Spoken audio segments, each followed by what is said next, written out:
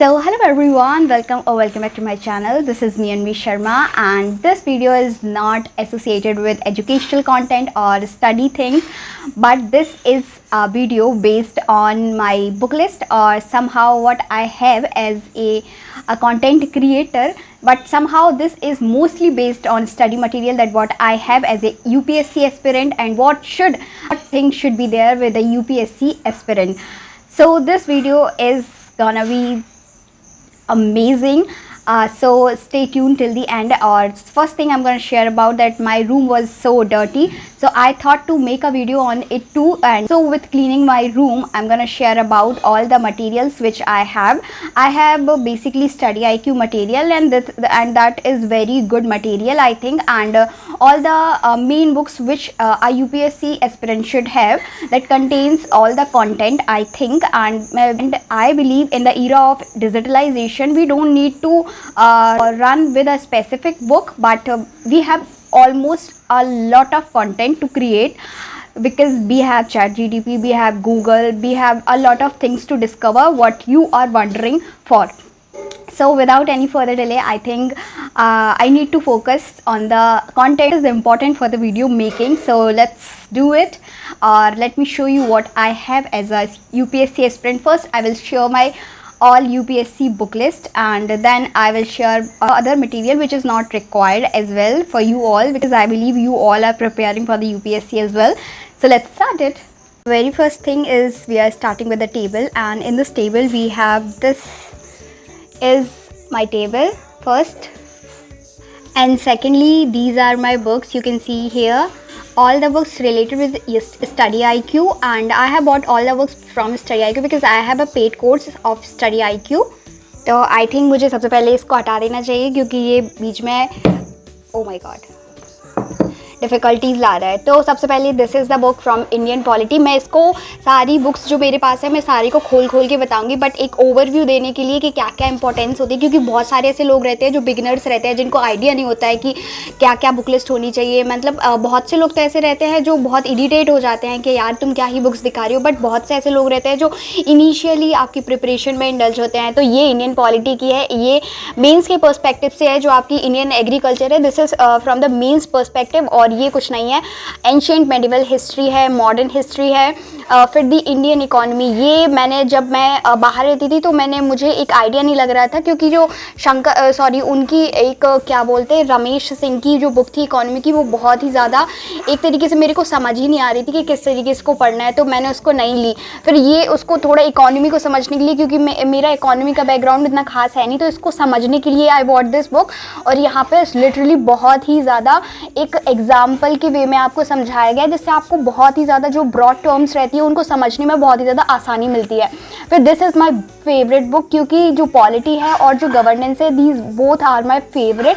और ये मैंने एक कोर्स किया था CCC का, सो दैट मैं जो आपके लेखपाल की पोस्ट रहती है, पैट का एग्जामिनेशन रहता है, एंड अदर आपकी जो कंप्यूटर से एसोसिएटेड कंटेंट रहते हैं, जॉब्स रहती हैं, तो उसको मैं कर सकूँ। फिर ये इंटरनल सिक्योरिटी की है। बेसिकली ये तो आपके मीन्स के पर्सपेक्टिव से, और disaster management as well as आपकी जो मीन्स का पर्सपेक्टिव रहता है वहाँ से बहुत ज़्यादा इंपॉर्टेंट है।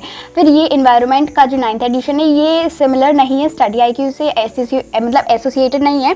ऐसा हुआ ये था कि जब मैंने स्टडी IQ का कोर्स पेड जो कोर्स रहता है उसको बाय नहीं किया था, उसके पहले मैंने कुछ अपने तरीके से जो, मतलब जब मैंने इनिशियली स्टार्ट किया तो मेरे को समझ नहीं आ रहा था कि मुझे क्या क्या लेना चाहिए। But this book from the Shankar IAS, और बहुत अच्छी बुक है, लिटरली बहुत ही ज़्यादा अच्छी बुक है।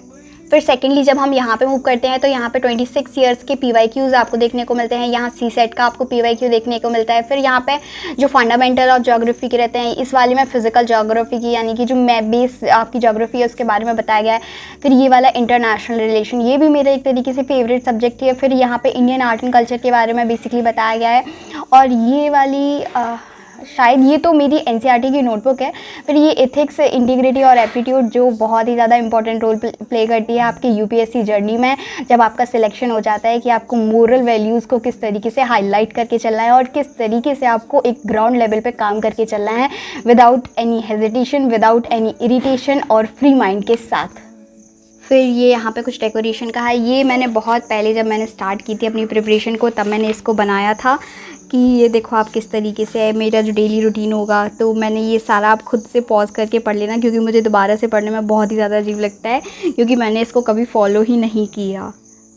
और दिन आपका हमेशा अच्छा रहे, इसके लिए मैं एक स्माइली रखती हूँ अपने पास। और ये जो चीज़ है वो ये आपको ये बताती है कि आपको अपने ऊपर कंटिन्यूअस वे में काम करना पड़ता है, क्योंकि समय आपके लिए नहीं रुकेगा, समय आपका निकलता जा रहा है। और अभी जस्ट मैंने आंसर राइटिंग अपनी स्टार्ट की है, तो मेरे 4 पेन तो खाली हो चुके हैं। मतलब मैंने ऐसा सोचा है कि मैं ऐसा कलेक्शन करके रखूँगी कि जितने भी पेन मैं यूज़ करूँगी उनका यहाँ पर रखूँगी कि मैंने आंसर राइटिंग में कितना ज़्यादा अपना दिया है। फिर ये वाला तो मेरा एलईडी राइटिंग पैड था, अब मैंने इसको रिप्लेस कर दिया है, क्योंकि मेरा जो आईपैड है वो मेरा आ चुका है, इसलिए अब मुझे इसकी कोई ज़्यादा ज़रूरत लगती नहीं है। फिर सेकेंडली जब हम मूव करते हैं यहाँ की तरफ, तो बेसिकली ये मेरे कुछ पहले मैंने ये मतलब जब मैंने स्टार्टिंग की थी ना, जब मैं बिगिनर थी, तो मुझे समझ नहीं आता था कि मुझे क्या करना चाहिए क्या नहीं करना चाहिए, तो मैं किसी पे भी कुछ भी लिख देती थी। यहाँ पे देखो मैंने हिस्ट्री का बना दिया। स्टार्टिंग में जो स्टार्ट की थी वो गवर्नेंस का था, और फिर जब धीरे धीरे काम नहीं बना कुछ, तो पढ़ती गई और फिर मैंने इसको करंट अफेयर्स में कन्वर्ट कर दिया। यहाँ पे ये बेसिकली मेरे करंट अफेयर्स हैं। अगर आप मेरे करंट अफेयर्स को, मेरे जो नोट्स वगैरह है उनको चाहते हो, तो आप मेरा यूपीएससी विद अन्वी शर्मा 2026 के नाम से टेलीग्राम पे एक चैनल है, आप वहाँ पे जाके इसको सर्च कर सकते हो, जहाँ पे मैं बेसिकली 2026 के हिसाब से जो जो इम्पॉर्टेंट चीज़ें रहती हैं वहाँ पे शेयर करती हूँ रिगार्डिंग यूपीएससी, और मेरे जो सेल्फ नोट्स रहते हैं वहाँ पे भी उनको स्ट्रेटेजिक वे में आपको प्रोवाइड कराती हूँ। ये क्वेश्चन आप देख सकते हो, ये मेरा ऐसे का टॉपिक था जो मुझे आज लिखना है कि we live in a age of information but wisdom is a scarce resource. तो क्योंकि 1200 शब्द में लिखना है तो इतना इजी तो होगा नहीं, इसीलिए मैंने जो छोटे छोटे पॉइंट्स रहते हैं वहाँ पे इनको हाईलाइट करके रखा है कि इसका मतलब ये, इसका मतलब ये, मतलब इस तरीके से आपको इसको हाईलाइट करके लिखना है। फिर इसके बाद हम मूव करते हैं हमारी सेकंड चीज़ की तरफ, जो है हमारी बेसिकली इन्वायरमेंट से रिलेटेड, क्योंकि ये मेरा अभी करंट में चल रहा है, इसीलिए मैंने इसको अपने पास में इधर रखा हुआ है अभी, और मैं इसका एक बार रिवीजन कर चुकी हूँ। ये बेसिकली इसका कंटेंट है, मैं इसको एक बार कर चुकी हूँ, अभी दोबारा मेरा इसका रिवीजन चल रहा है, और अभी मैं पढ़ रही हूँ बायोडाइवर्सिटी इन इंडिया और ग्लोबल और इंडियन जो इनिशिएटिव हैं वो फॉर द बायोडाइवर्सिटी कंजर्वेशन क्या क्या लिए गए हैं, तो इससे रिगार्डिंग मैं चीज़ों को पढ़ रही हूँ। लेकिन पता कभी कभी क्या होता है कि जब आप रिवीजन के तौर पे दोबारा भी पढ़ते हो ना, तो कभी कभी ऐसा लगता है कि यार ये चीज़ तो मैंने पहले पढ़ी ही नहीं थी, यानी कि आपके दिमाग में मतलब एकदम से नहीं आता है। तो बस आज की वीडियो में हम इतना ही रखते हैं, क्योंकि वीडियो बहुत लंबा हो जाएगा। किसी दिन किसी और अगर आप लोग रिक्वायर करते हो तो मैं जो मेरा बुक लिस्ट है यहाँ पे मैं इनको एक एक बुक्स का जो इंडेक्स है बेसिकली उसके बारे में बताऊँगी। देखो लेकिन क्या होता है कि कंटेंट तो बेसिकली सेम ही रहता है, लेकिन फिर भी अगर आप लोगों को इसकी बुक लिस्ट चाहिए तो मैं इसके बारे में आप लोगों के साथ ज़रूर से शेयर करूँगी। बस इतना ही है मेरी टेबल पर, और जो बहुत ही ज़्यादा मैं अच्छे से रखने की कोशिश करती हूँ, पर इतनी सारी चीज़ें हैं कि वो ख़राब ही हो जाती हैं।